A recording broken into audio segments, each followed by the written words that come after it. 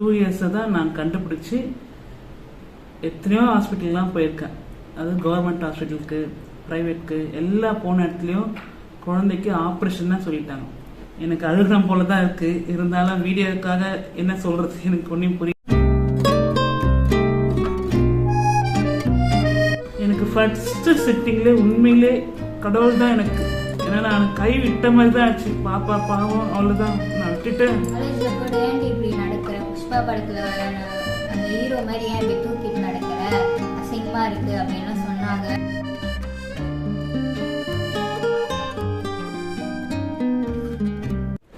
மக்கள் அனைவருக்கும் வணக்கம். போன வீடியோவில் நம்ம டாட் தெரப்பி பற்றி போட்டிருந்தோம். ஒருத்தர் எப்படி அந்த முதுகு தண்டுவட பிரச்சனையிலிருந்து விடுபடுறாரு அப்படிங்கிறத அவர் அஸ் எ பேஷண்டாக அவர் அவருடைய ஃபீட்பேக் கொடுத்துருந்தாங்க. ஸோ அதே மாதிரி நம்ம இன்னைக்கு ஒரு காலேஜ் படிக்கிற ஒரு யங்ஸ்டர், ஒரு பொண்ணுக்கு நம்ம டாட் தெரப்பி பண்ணியிருக்கிறோம். அவங்க அண்டர் ட்ரீட்மெண்ட் தான். அதாவது கிட்டத்தட்ட ஒரு 13 சிட்டிங்கு அவங்களுக்கு இந்த டாட் தெரப்பி பண்ணிக்கிட்டு இருக்கிறோம். அவங்களுக்கு பார்த்தீங்க அப்படின்னாக்கா ஸ்பைனல் கார்டு ஸ்கோலியோசிஸ் அப்படின்னா அந்த ஸ்பைனல் கார்டு எஸ் மாதிரி பெண்டாக இருக்கும். அவங்களுக்கு கிட்டத்தட்ட இந்த பிரச்சனை 5-6 வருஷமா இருக்குது. வெளியில எங்கெங்கயோ போய் பார்த்துட்டு அவங்களுக்கு சரிப்பட்டு வரல. ஸோ இப்போ நம்ம கிட்ட ட்ரீட்மெண்ட் எடுத்து அவங்களுக்கு ஓரளவுக்கு நல்லா ரெக்கவர் ஆயிருக்கு. ஸோ இந்த ட்ரீட்மெண்ட்டுக்கு முன்னாடி அவங்க எடுத்த ஒரு எக்ஸ்ரே காப்பி இருக்கு. இந்த ட்ரீட்மெண்ட் போய்கிட்டு இருக்கும் போதே நம்ம ஒரு எக்ஸ்ரே எடுக்க சொல்லியிருந்தோம். ஸோ அந்த எக்ஸ்ரே எடுத்ததுலேயே கூட நல்லா ரிசல்ட் வந்திருக்கு. அந்த கம்பேரிசன் எப்படி இருக்குன்றது உங்களுக்கு நாங்கள் காட்டுறோம். இந்த முதுகு தண்டுவடம் ரொம்ப ஒரு முக்கியமான விஷயம். இந்த முதுகு தண்டுவடம் அப்படிங்கிறது மனிதன் நிக்கணும் உட்காரணும் அப்படின்னா கூட இந்த முதுகு தண்டுவடம் தான் ஒரு முக்கியமான ஒரு பொருள். இந்த முதுகு தண்டுவாடத்துல இருந்து இறங்குற ஏதாச்சும் ஒரு நரம்பு டேமேஜ் ஆனாலும் சரி, மனுஷன் பெட் ரிட்டன் தான், படுத்த படுக்கையாயிடுவாங்க. நம்ம நடக்கணும், நம்ம உட்காரணும், நம்ம தூங்கணும், எதுவா பண்றதா இருந்தாலும் சரி, இந்த முதுகு தண்டுவடம் சரியா இருந்தா மட்டும்தான் நம்மளால ஒரு மனிதனாவே நம்மளை மதிப்பாங்க. இல்லைன்னா நம்ம பெட்ல தான் இருக்கணும். ஸோ இந்த மாதிரி நம்ம ஒரு ஸ்டூடெண்ட், இந்த யங்ஸ்டரை நம்ம ட்ரீட்மெண்ட் பண்ணிட்டு இருக்கிறோம். அவங்களுடைய ஃபீட்பேக்கை கேட்டு பார்க்கலாம். அவங்க எந்த அளவுக்கு இதனால பாதிப்படைஞ்சாங்க, இப்போ எந்த அளவுக்கு அவங்க ரெக்கவர் ஆயிருக்கிறாங்க அப்படின்ற முழுமையான ஒரு ஃபீட்பேக் அவங்ககிட்டயே கேட்கலாம். ரெண்டாவது, இது முடிச்சதுக்கு அப்புறம் நம்மளுடைய தெரபிஸ்ட், ஏன்னா அவர் தான் ஃபுல்லாக கம்ப்ளீட்டாக அட்டன் பண்ணாரு, அவருடைய எக்ஸ்பீரியன்ஸ் எப்படி இருக்குன்றது அவரும் ஷேர் பண்ணுவார். வாங்க தொடர்ந்து வீடியோவை பார்க்கலாம். இந்த மாதிரி நல்ல விஷயங்கள் சொல்றதுக்கு நாங்கள் தயாராக இருக்கிறோம். உங்களுடைய சப்போர்ட் தேவை, உங்களுடைய ஆதரவு தேவை. அதுக்காக லைக் பண்ணிக்கங்க, சப்ஸ்கிரைப் பண்ணிக்கங்க. உங்களுக்கு ஏதாச்சும் டவுட் இருந்துச்சு அப்படின்னா கேளுங்க, கமெண்ட் பண்ணுங்க. அதுக்கான பிரீஃப் எக்ஸ்பிளனேஷனும் நம்ம கொடுக்குறோம். வாங்க தொடர்ந்து வீடியோவை பார்க்கலாம். இது உங்கள் பார்வை.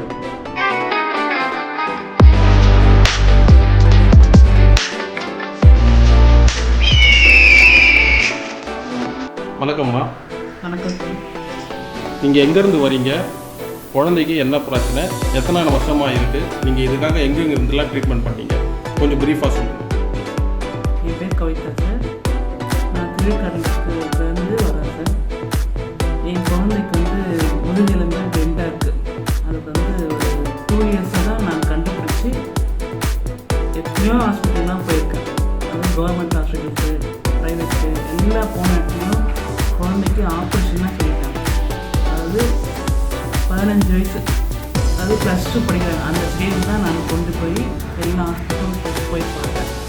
இப்போ பார்த்தப்போ என்ன சொன்னாங்கன்னா எல்லாருமே ஆப்ரேஷன் தான் அப்படின்னாங்க. எனக்கு ஆப்ரேஷன்றப்போ நம்ம வயசு பொண்ணை வச்சு எப்படி நான் ஆப்ரேஷன் பண்ணுறதுன்றது பெரிய சாத்தியம். ப்ளஸ் வலி, மனசு வலி, அவ்வளோ வலி, வெளியே சொல்ல முடியாத அளவுக்கு நம்மளுக்கு ஒரு ஆறுதல் இல்லாதன்ற பட்சத்தில் அமைதியாக இல்லை.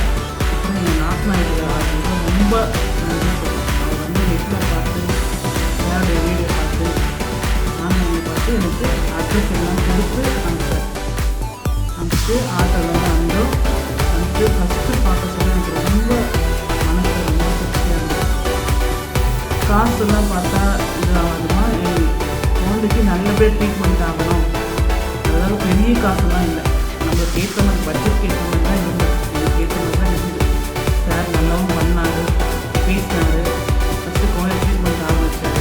லாஸ்ட் இயர் ஆகஸ்ட் மாதம் வந்தேன்.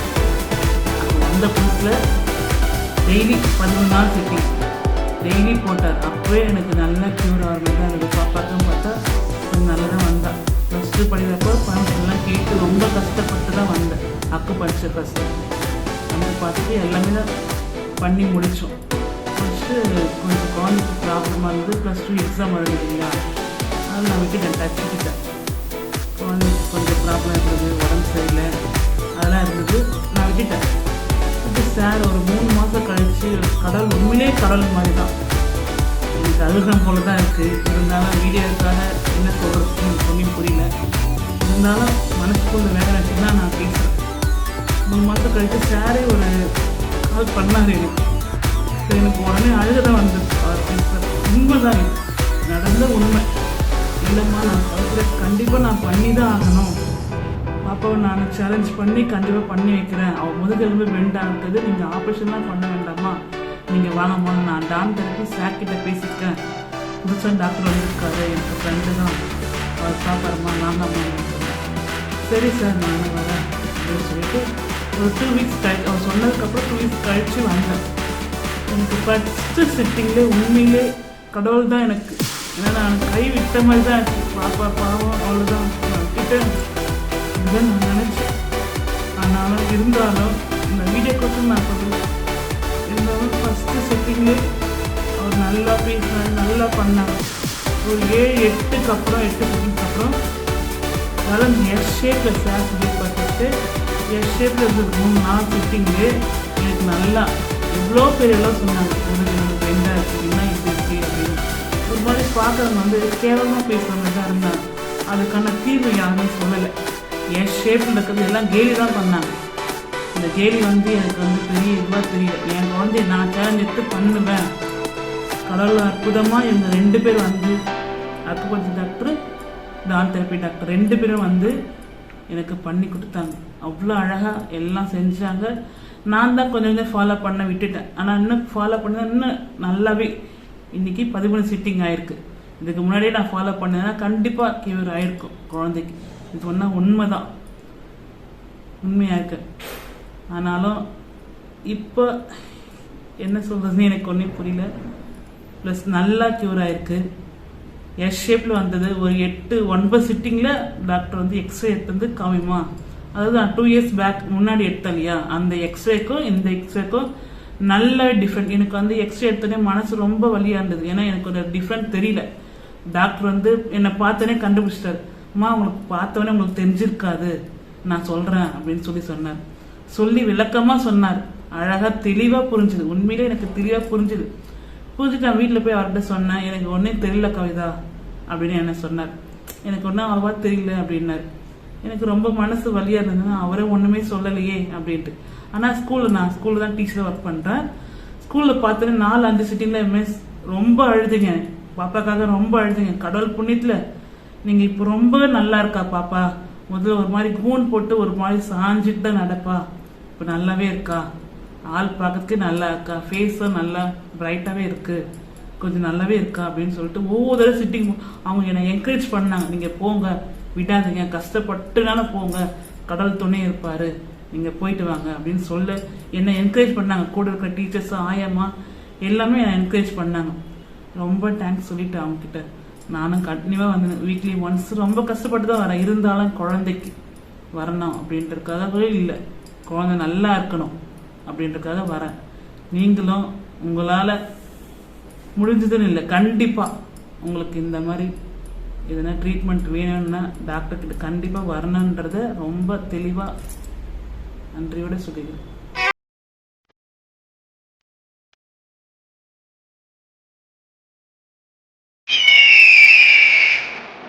பவித்ரா, உன்னுடைய ஏஜ் என்னம்மா? 17. ஓகே, 17. உனக்கு வந்து எத்தனை வருஷமா நீ இந்த வலியோட இருக்கிற? 10 இயர்ஸாவே வலியோட இருக்கு. 10 இயர்ஸா வலியோட இருக்கிற. ஆனால் உங்கள் அம்மா ஃபைண்ட் அவுட் பண்ணது வந்து நீ டூ இயர்ஸ் பேக், அதாவது நீ ஒரு +2 படிக்கும்போது தான் வந்து ஃபைண்ட் அவுட்டே பண்ணாங்க. பட் ஆனால் உனக்கு வந்து ஒரு 10 வருஷமா இந்த வலி இருந்துச்சு. எப்படி ஃபைண்ட் அவுட் பண்ண அந்த வலி வரும்போது உனக்கு எப்படி இருந்துச்சு? வலி வரும்போது ஃபர்ஸ்ட் லெஃப்ட் சைடில் வலிக்கும், இந்த பக்கமா ரொம்பவே வலிக்கும், உட்கார கூட முடியாது, அப்படியே படுத்துட்டே இருக்கலாமான்னு தோணும். என்ன பண்றது, ஸ்கூல் போய் ஆகணும் அப்படின்றதுனால தான் வலியை தாங்கிக்கிட்டு இருப்பேன். இப்போ அம்மா வந்து இப்போதான் அக்குபஞ்சர்ன்ற இதுக்கு கூட்டிகிட்டு வந்த பிறகு தான் எனக்கு இப்போ டான் தெரப்பி பண்ணுறதுலேருந்து இப்போ வலின்றது வந்து இல்லவே இல்லை. இப்போ ரொம்ப ஃப்ரீயாக இருக்கிற மாதிரி இருக்குது. வலி கூட அப்பப்போ வரும், அப்போ இப்போ தொடர்ந்து வரதே இல்லை. உங்களுக்கு தூக்கம்லாம் எப்படிமா இருக்கு? தூக்கம்லாம் செம்மையாக வருது. பசி எடுக்குதா? நல்லா சாப்பிட்றியா? இப்போ மற்றவங்க மாதிரி நல்லா ஃப்ரீயாக நடக்கிறியா? இப்போ முன்னாடி பார்க்கும்போதும் என்ன சொன்னாங்க, அதாவது ட்ரீட்மெண்ட்டுக்கு முன்னாடி பார்த்தவங்க என்ன சொல்கிறாங்க, இப்போ ஆஃப்டர் ட்ரீட்மெண்ட்டுக்கு அப்புறம் என்ன சொல்கிறாங்க? இப்போ ட்ரீட்மெண்ட் வரதுக்கு முன்னாடி வந்து காலேஜில் கூட ஏன்டி இப்படி நடக்கிற, புஷ்பா படத்தில் வர அந்த ஹீரோ மாதிரி ஏன் இப்படி தூக்கிட்டு நடக்கிற, அசிங்கமாக இருக்குது அப்படின்லாம் சொன்னாங்க. இது எனக்கு ஒரு ப்ராப்ளம் இருக்குது, அதனால தான் நான் இப்படி நடக்கிறேன் அப்படின்னேன். இப்போ இங்கே வந்ததுலேருந்து என் ஃப்ரெண்ட்ஸு கூட சொல்கிறாங்க, ஏன் இப்போ முன்னாடி மாதிரிலாம் நீ நடக்கிறது இல்லையே, இப்போ கொஞ்சம் கம்மியான மாதிரி இருக்குது, ஃபஸ்ட்டில் இப்படி தூக்கிட்டு நடப்பேன், இப்போ கொஞ்சம் இப்படி நடக்கிற அப்படின்னு சொன்னாங்க. ஓகே, ஸோ இப்போ உனக்கு ட்ரீட்மெண்ட்டில் ஃபுல் சாட்டிஸ்ஃபைட். சரி, இதனால வந்து நீ பப்ளிக் என்ன சொல்ல விரும்புகிற? நான் பப்ளிக் என்ன சொல்ல விரும்புகிறேன்னா, இந்த மாதிரி இருக்கிறவங்க வாங்க, ஆப்ரேஷன் பண்ணவே பண்ணாதீங்க, தயவுசெய்து பண்ணாதீங்க. ஆப்ரேஷன் பண்ணீங்கன்னா உங்களால் பண்ணிடலாம். பண்ணிட்ட பிறகு நீங்கள் பின்னாடி அனுபவிக்கிற கஷ்டம் வந்து ஒரு பெரிய கஷ்டம். கொஞ்சம் கூட குனிய முடியாது, ஓட முடியாது, கீழே உட்காந்தா எழுந்துக்க முடியாது டக்குன்னு. அதை விட கேர்ள்ஸுக்கு ரொம்பவே ப்ராப்ளம் இருக்கா, நான் சொல்லி தான் தெரியணும்னு இல்லை. அதனால் ஆப்ரேஷன் பண்ணவே பண்ணாதீங்க. இந்த மாதிரி இருக்கிறவங்க, இந்த மாதிரி ஸ்கோலியோசிஸ் இருக்கிறவங்களும் சரி, இல்லை வேறு பிரச்சனையாக இருந்தாலும் சரி, இங்கே வாங்க, இங்கே வந்து சரி பண்ணு. நீ என்ன படிக்கிற இப்போ? இப்போ ஃபர்ஸ்ட் இயர் படிக்கிறேன், பிகாம். பிகாம் படிக்கிற. எந்த காலேஜில் படிக்கிற? ஸ்ரீ கிருஷ்ணசாமி காலேஜ். எங்கே இருக்கு? அண்ணா நகர்ல. Okay, very good. சரி, நீ வந்து உனக்கு தெரிஞ்சவங்க கிட்ட இதை பற்றி நீ தான் வந்து அவேர்னஸ் கிரியேட் பண்ணணும், சரியா? ஓகே. ஓகே.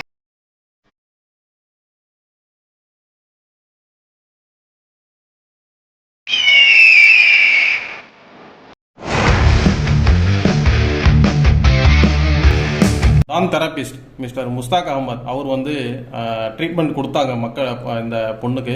இப்போ அவர் எப்படி இருந்துச்சு அப்படின்றத அவர் கம்ப்ளீட்டாக ஒரு எக்ஸ்பீரியன்ஸ், அவருடைய எக்ஸ்பீரியன்ஸை ஷேர் பண்ணுவார். வணக்கம் சார். வணக்கம். ஃப்ரம் தி பிகினிங் நீங்கள் தான் வந்து அந்த நம்ம பவித்ராக்கு வந்து ட்ரீட்மெண்ட் கொடுத்துட்ருக்கீங்க. ஸோ நீங்கள் ஃபஸ்ட்டு சிட்டிங் நீங்கள் பார்க்கும்போது உங்களுக்கு எப்படி இருந்துச்சு?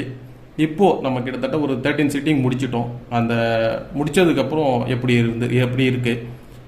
நடுவில் நம்ம எக்ஸ்ரே எடுத்தோம், அந்த கம்பேரிசன் பண்ணி நீங்கள் நம்ம பப்ளிக்கு ஒரு கிளாரிஃபிகேஷன் கொடுத்துருங்க. கண்டிப்பாக. எல்லாருக்கும் வணக்கம். ஸோ வியூவர்ஸ், லாஸ்ட் வீடியோ நீங்கள் டான் தெரப்பி பற்றி ஒரு அவேர்னஸ் கொடுத்துருந்தோம், அதை பார்த்துருப்பீங்க. ஸோ அந்த அவேர்னஸை வந்து கண்டினியூ பண்ணோம். இது வந்து டான் தெரப்பி பற்றின அவேர்னஸ் அப்படின்னு சொல்கிறத விட முக்கியமாக வந்து உங்களோட முதுகு தண்டுவோட வந்து அலைண்டாக ப்ராப்பராக இருக்கணும், அதுதான் ரொம்ப முக்கியம். அதுக்கான அவேர்னஸ் தான் இப்போ நாங்கள் மெயினாக க்ரியேட் பண்ணிகிட்ருக்கிறோம். பிரச்சனை வராமல் பார்த்துக்கிறது எவ்வளோ முக்கியம் அப்படின்றது லாஸ்ட் வீடியோ சொல்லியிருந்தோம், அதே தான் இப்போவும் சொல்கிறோம். இப்போ Pavithra college going girl, 17 years, அவங்களுக்கு வந்து இப்படி ஒரு கண்டிஷன் இந்த வயசில் எஸ் டைப்பில் வந்து பெண்ட் ஆகி ஸ்காலியோட்டிக்காக இருக்குது. இந்த ஸ்கோலியோசிஸ்லேருந்து எப்படி மீள்றது? அவங்க வந்து நிறைய பேர் போய் பார்த்தாங்க, நிறைய எஃபர்ட்ஸ்லாம் எடுத்தாங்க. சர்ஜரி தான் ஒரு ஆப்ஷன் அப்படின்னா சர்ஜரிக்கு அப்புறம் எப்படி இருக்கும்? அவங்களோட வரி என்னென்னா, பொம்பளை பொண்ணோ ஆம்பளை பையனோ யாராக இருந்தாலும் அவங்களுக்கு ஒரு கஷ்டம் எழுந்துக்கிட்டே இருக்கும். ஸோ அதெல்லாம் அந்த விஷயங்கள்லாம் அவாய்ட் பண்ணி நம்ம எப்படி வந்து நெக்ஸ்ட் லெவலில் வந்து லைஃப் லீட் பண்ண போகிறாங்க அப்படின்னு ஒரு வரி இருந்தது. சரி, ஒரு சர்ஜிக்கல் இன்டர்வென்ஷன் போகிறது தப்பு கிடையாது, ஆனால் எதுக்குமே ஒரு ஆன்சர் வரல அப்படின்னா நம்ம அதுக்கு போகலாம். சரி, நம்ம ஏன் ட்ரை பண்ணி பார்க்கக்கூடாது அப்படின்னு சொல்லி பார்த்தப்போ ரொம்ப உண்மையாக எஸ் எழுதுனா எப்படி இருக்கும் அந்த மாதிரி தான் வந்து ஸ்கோலியோசிஸ் லெவலில் வந்து ஜாஸ்தியாகவே இருந்தது. ஸோ இது ட்ரை பண்ணுவோம் நம்ம கண்டிப்பாக. நல்லாவே வந்து டானில் வந்து இது வரைக்கும் நிறைய ரிசல்ட்ஸ் எடுத்துருக்குறாங்க, நம்ம ட்ரை பண்ணி பார்ப்போம் அப்படின்னு சொல்லிட்டு நான் ஒரு 7-8 சிட்டிங்ஸ் பண்ணி முடிச்சப்புறம் நிறைய சேஞ்சஸ். மெயினாக அந்த ஸ்கேப்பில் வந்து பார்த்திங்கன்னா அப்படியே வெளியில் வந்து நிற்கும், அதெல்லாம் பார்த்திங்கன்னா அப்படியே இன்க்ளைண்டாகி இன்வர்டாக வந்து போக ஆரம்பிச்சிச்சு. ஸோ இதெல்லாம் வந்து இந்த அலைன்மெண்ட்ஸ்லாம் யார் பண்ணது அப்படிங்கிறீங்கன்னா அகெயின் சேம் பாடி வந்து தன்னைத்தானே தான் பண்ணிக்கிச்சு. அது எந்த கேசஸ் நீங்கள் எடுத்தாலுமே வந்து பாடியோட இன்டெலிஜென்ஸ்னு ஒன்று இருக்குது, பாடிக்குன்னு ஒரு அறிவு இருக்குது, அதுபடி தான் அது செயல்படுது.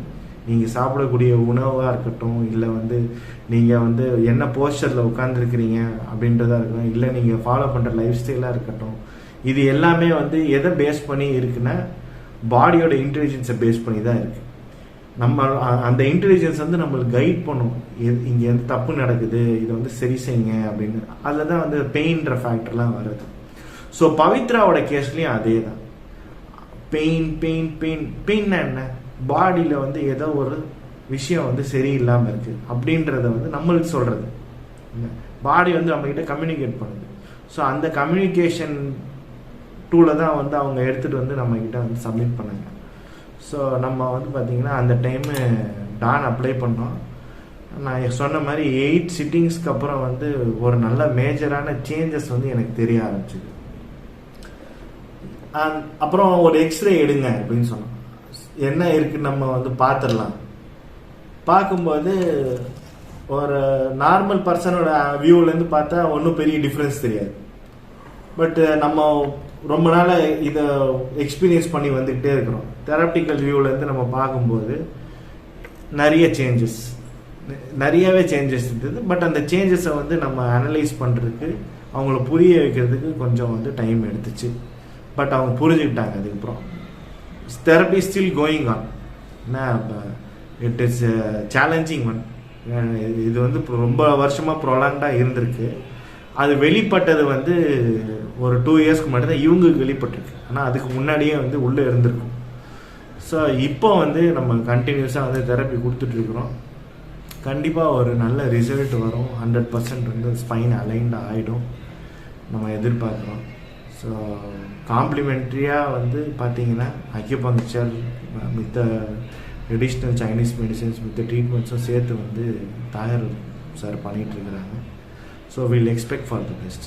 ஸோ வியூவர்ஸ், இப்போ நம்ம வந்து எக்ஸ்ரே கம்பேரிசன் வந்திருக்கிறோம். இது வந்து பிஃபோர்லேருந்து பார்த்தீங்கன்னா பேக்லேருந்து பார்க்குறோம். ஆன்டீரியர் போஸ்டீரியர் வியூன்னு சொல்லுவாங்க. பட் நம்ம புரிதலுக்காக நான் வந்து பேக் சைடு அப்படின்னு சொல்கிறேன். ஸோ பேக் சைடில் வந்து பார்த்தீங்கன்னா இந்த ஷோல்டரோட ஏரியாவில் பார்த்தீங்கன்னா கிளாவிக்கல் போன் இருக்கு பாருங்க, எப்படி இருக்குது, மேல் நோக்கி இருக்குது. ஓகே, இது வந்து ப்ரீவியஸ் எக்ஸ்ரே. இப்போ டான் பண்ணதுக்கப்புறம் கரண்ட் எக்ஸ்ரேல பார்த்தீங்கன்னா ஷோல்டர் பிளேட்ஸ் வந்து நார்மல் ஆகிடுச்சு. அதாவது இது கிளாவிக்கல் போன்ஸ் வந்து நார்மல் ஆகிடுச்சு. இப்போ ப்ரீவியஸ் எக்ஸ்ரே அகைன் போகிறேன். அதில் பார்த்தீங்கன்னா இந்த வியூவிலேருந்து காமிக்கிறேன். ஸோ உங்களுக்கு வந்து இந்த பெண்டு இந்த ஏரியாவில், அதாவது தொராசிக்கில் வந்து எவ்வளோ பெண்டாக இப்போ இருக்குது பாருங்கள். அந்த இனிஷியல் பார்ட்டு இந்த பர்டிகுலர் கேப்பை வந்து நீங்கள் வந்து பாருங்கள் எவ்வளோ தூரம் இருக்குது அப்படின்னு. அதே இந்த எக்ஸ்ரேல ஆஃப்டரில் வந்து பார்த்தீங்கன்னா இந்த கேப் வந்து பார்த்தீங்கன்னா ரைட் சைடில் இது ஜாஸ்தியாக இருக்கும். அதாவது இது கொஞ்சம் அலைன்ட் ஆயிடுச்சு. அது ரொம்ப பெண்டாக இருந்தது, இது அந்த பெண்டு வந்து கம்மியாக இருக்கு. இந்த ஏரியா வந்து சேஞ்சஸ் இருக்குது, மைன்யூட்டாக இருக்குது. இப்படி பார்க்கும்போது கம்பேரிசனில் வந்து டக்குன்னு தெரியாது. இன்னொன்று என்னென்னா லம்பார் ஏரியாவுக்கு வருவோம். லம்பாரில் பார்த்தீங்கன்னா இந்த எக்ஸ்ரேல வந்து 1 2 3 4 5 5 போனுமே கவர் ஆயிடுச்சு. ஸோ இந்த பெண்டிங்கை வந்து நீங்கள் நோட்டீஸ் பண்ணி பாருங்கள் எப்படி இருக்குது அப்படின்னு. ஆஃப்டர் எக்ஸ்ரே ஆஃப்டரில் பார்த்தீங்கன்னா அந்த 5th போன் காணாச்சுல. ஸோ ஒன்றுக்கு மேலே ஒன்று தானே சீட்டிங்காக இருக்குது. அங்கே இருக்கிற பெண்டோட இந்த பெண்டு கம்மியாக இருக்குது. 5th போன் நம்ம கண்ணுக்கு வந்து இங்கே கட் ஆயிடுச்சு. நான் தெரிஞ்சதுன்னா உங்களுக்கு ஈஸியாக அதை வந்து கேப்சர் பண்ண முடியும். ஆனால் இந்த அமௌண்ட் ஆஃப் பெண்டு வந்து ரெடியூஸ் ஆகிருக்கு. ஸோ ஒரு மேஜரான சேஞ்சஸ். பட் இப்போது நம்ம இது வந்து 8 சிட்டிங்ஸ் முடிஞ்சப்புறம் 8 or 9 சிட்டிங்ஸ், இப்போது அதுக்கப்புறம் வந்து இன்னும் நிறைய சிட்டிங்ஸ் போயிடுச்சு. போனப்புறம் பார்த்தீங்கன்னா இந்த பெண்ட் லெவல் வந்து இன்னும் கம்மியாயிருக்கு. அதை அவங்களே வந்து விட்னஸ் பண்ணாங்க. அதே மாதிரி இந்த பர்டிகுலர் ஸ்கேப்புலா போன் நம்ம ஃபோட்டோவில் வந்து காமிச்சோம் அப்படின்னா ரியல் டைம் ஃபோட்டோவில் அது இப்படி வெளியில் வந்து நிற்கும் ப்ரொஜெக்ட் ஆகி. இப்போ வந்து பார்த்திங்கன்னா அது உள்ளே போயிடுச்சு. அதாவது இங்கே அலைன்மெண்ட் நடந்தப்புறம் அது கொஞ்சம் அப்படி உள்ளே போயிடுச்சு. அது அவங்க என்ன சொல்லுவாங்கன்னா, சார் நான் வந்து போய் உட்காரும்போது என் பெஞ்சில் வந்து அது முட்டும், எனக்கு வந்து கஷ்டமாக இருக்கும். ஆனால் இப்போ வந்து அவங்களுக்கு அது இல்லை, அந்த டிஃபிகல்ட்டி வந்து குறைஞ்சிடுச்சு அப்படின்னு சொன்னாங்க. ஸோ இது ரொம்ப டீட்டெயில்டாக நம்ம ஸ்டடி பண்ணுறதுக்கு பதிலாக உங்கள் புரிதலுக்காக பெரிஃபரலாக காமிக்கிறேன். ஸோ உண்மையாகவே ஒரு மேஜரான ஒரு மைல்ஸ்டோன் அப்படின்னு கூட சொல்லலாம். ஸோ இன்னும் அவங்களுக்கு நல்லபடியாக வந்து ட்ரீட்மெண்ட் பண்ணி ஃபர்தராக அவங்க வந்து இறைவனோட ஆசீர்வாதம். ஏன்னா நம்ம ஏற்கனவே சொல்லிட்டோம், பாடி இன்டெலிஜென்ஸ் தான் எல்லாமே பண்ணுதுன்னு, நம்ம ஒரு ஜஸ்ட் டூல் தான். ஸோ நல்லபடியாக ட்ரீட்மெண்ட் ஆகி நல்லாகி we hope for the best. அதே மாதிரி யார் யாருக்கெல்லாம் வந்து இந்த மாதிரி இஷ்யூஸ் இருக்குதோ அவங்க வந்து இங்கே தான் வரணும் அப்படின்னு மைலாஸ் நாங்கள் வந்து கண்டிப்பாக சொல்ல மாட்டோம். யார் வந்து ஒரு ப்ராப்பரான மேனுவல் தெரப்பி ஸ்பைனை வந்து ஒரு இந்த லாஸ்ட் டைம் சொன்ன மாதிரி ஜம்பர் அண்ட் ஹேமர் டெக்னிக்கில் உங்களுக்கு செஞ்சு கொடுக்குறாங்க, வீட்டு பக்கத்துலேயே தான், நீங்கள் அங்கேயே போய் கூட எடுத்துக்கலாம். ஸோ உண்மையாகவே ஒரு லைஃப்க்கு பெரிய மாற்றத்தை வந்து உங்களுக்கு கொடுக்கும். ஸோ வியூவர்ஸ், ரியல் டைமில் பார்த்தீங்க அப்படின்னா இந்த ஸ்பைன் வந்து பார்த்தீங்கன்னா இப்படி நின்றுட்டு இருக்காங்களே, இப்படி நிற்க மாட்டாங்க. அவங்க வந்து இந்த இடுப்பு இப்படி போயிருக்கும், இந்த சைடு வந்து இப்படி போயிருக்கும், இப்படி தான் இருந்துச்சு. ஸோ இது வந்து நம்மளுக்கு பெரிய சேஞ்சஸ் விஷுவலாக தெரிகிறது ஒன்று. ரெண்டாவது வந்து இந்த ஸ்கேப்புலா போன் வந்து இப்படி இருக்காது, இங்கே ப்ரொஜெக்ஷன் இருக்குது, ஆனால் இது ரொம்ப ப்ரொஜெக்டாக இப்படி இருந்தது. அது வந்து போய் உட்காரும் போது பார்த்தீங்கன்னா இந்த சேரில் வந்து பெஞ்சில் வந்து தட்டும், ஃப்ரீயாக உட்கார முடியாது. இப்போ வந்து அது நல்லாவே ரெடியூஸ் ஆகிருக்கு. ஸோ இங்கே இருந்த மிஸ்அலைன் ஆகி இப்படி மேலே ஒரு பெரிய பெண்டு கரெக்டாக இருக்குன்னு சொன்னால, அந்த கரெக்ஷன் நடந்த அப்புறம் தான் வந்து இந்த ஸ்கேப்பில் வந்து ஆட்டோமேட்டிக்காக உள்ளே வந்து ரெடியூஸ் ஆகி உள்ள பொசிஷன் ஆகிருக்கு. ஸோ இது ஒரு மேஜரான நம்மளுக்கு வந்து லேர்னிங். தேங்க்யூ. ஆணாக இருந்தாலும் சரி, ஒரு பெண்ணாக இருந்தாலும் சரி, அந்த ஸ்பைனல் கார்டில் வந்து சர்ஜரி பண்ணிட்டா எவ்வளோ கஷ்டம் அப்படிங்கிறது அந்த வலி அனுபவிச்சாதான் தெரிய வரும். பர்டிகுலராக ஒரு உமன் அப்படின்னா சர்ஜரி பண்ணிட்டாலே, சர்ஜரி எப்படி பண்ணுவாங்கன்னா, இப்போ அந்த ஸ்பைனல் கார்டு பெண்டாக இருந்துச்சுன்னா அதை வந்து ஓப்பன் பண்ணி ராடு விட்டு அதை ஸ்ட்ரெயிட் பண்ணி எல்லா இடத்துலையுமே நெட் போல்டு போட்டு விட்டுருவாங்க. அதுக்கப்புறம் அவங்க வந்து லைஃபே கம்ப்ளீட்டாக தலைக்கிளியாக மாறிடும். அவங்களால வந்து மேரேஜ் பண்ண முடியாது, குழந்தை பெற்றுக்க முடியாது, அவங்களால வந்து ஒரு பைக்கில் ட்ராவல் பண்ண முடியாது, அவங்க வந்து போகணும் வரணும்னா கூட வந்து ஒரு ரோபோட் மாதிரி தான் போகணும் வரணும். அந்த அளவுக்கு சர்ஜிக்கலுடைய கிரிட்டிக்கலான ஒரு பொசிஷன். ஸோ அந்த சர்ஜிக்கல் இருந்து நம்ம தப்பிச்சு நம்ம நேச்சுரலாக நம்ம எப்படி பிறந்தோமோ அதே மாதிரி தான் மரணிக்கிறதும் நம்மளோட வந்து நேச்சுரலாக இருக்கணும். ஸோ அந்த வகையில் பார்த்தீங்க அப்படின்னா இயற்கை முறையில் நம்ம வந்து இங்கே இந்த டான் தெரப்பி, இந்த அக்குபஞ்சர், இந்த கப்பிங் தெரப்பி இது எல்லாமே நம்மளுடைய கிளினிக்கில் பண்ணுறோம். ஸோ இதே தான் அவங்களுக்கு பவித்ராக்குமே வந்து டான் தெரப்பி பண்ணோம், அக்குபஞ்சர் பண்ணோம், கப்பிங் தெரப்பி எல்லாமே பண்ணோம். ஸோ இப்போ அவங்க நல்லபடியாக ஹாப்பியாக இருக்கிறாங்க. இதே மாதிரி நீங்களும் கண்டிப்பாக ஹாப்பியாக இருக்கணும். யார் யாருக்கு இந்த லோ பேக் பெயின் இருக்கோ, இல்லை இந்த ஸ்கோலியோசிஸ் இருக்கோ, இல்லை சர்விக்கல் ஸ்பாண்டிலோசிஸ் இருக்கோ, தைரியமாக வாங்க, நல்லபடியாக அவங்களுக்கு நேச்சுரலாக அவங்களுக்கு ட்ரீட்மெண்ட் பண்ணி கொடுக்குறோம். தொடர்ந்து நம்ம வீடியோவை சப்போர்ட் பண்ணுங்க, லைக் பண்ணிக்கங்க, சப்ஸ்கிரைப் பண்ணிக்கங்க. நன்றி.